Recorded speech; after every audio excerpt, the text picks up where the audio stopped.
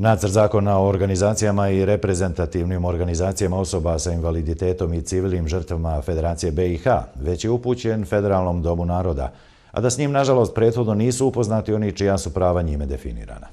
Udruženje tjelesnih invalida CAZIN uputilo apel nadležnjima da vrate sporni zakonski akt na doradu kako bi se unijele neophodne izmjene i dopune u interesu invalidnih osoba.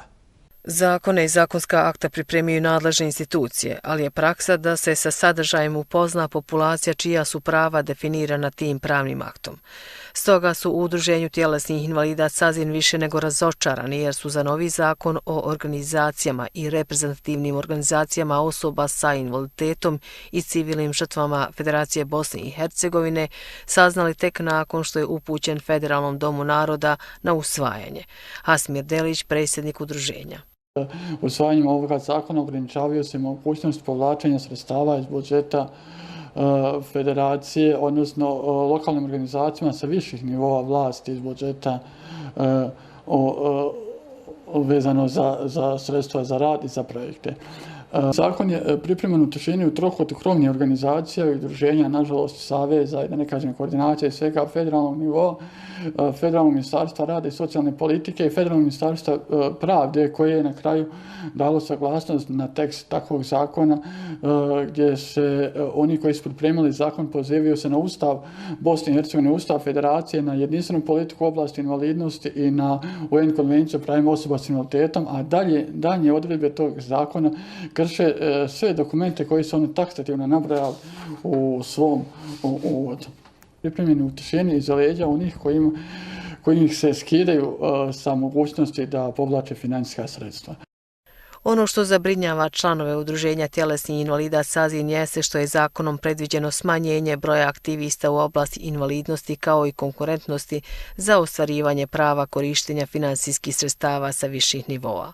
Prvenstveno se misli na sredstva koja se kroz budžet dijele za invalidske organizacije prihodovane od dijela prihoda lutrije i priređivanja igara na sreću.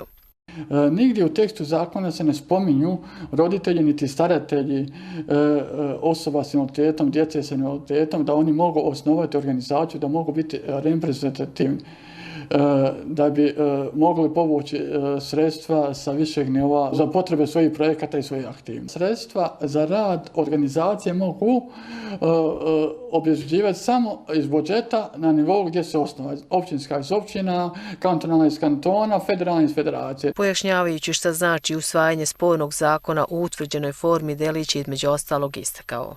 Cilj je bio jasan, napraviti rez, otkloniti intelektualnu masu iz grupacija koje imaju pravo na dio kolača, a potom preostaloj masi lagano izmicati zalogaj. A prvenstveno im je cilj da sredstva prihodovana od lutrije i igara na sreću koja se distribuiraju kroz 5 federalnih ministarstava ostavi na federalnom nivou i Federalni savez osoba s invaliditetom to dijeli između sebe.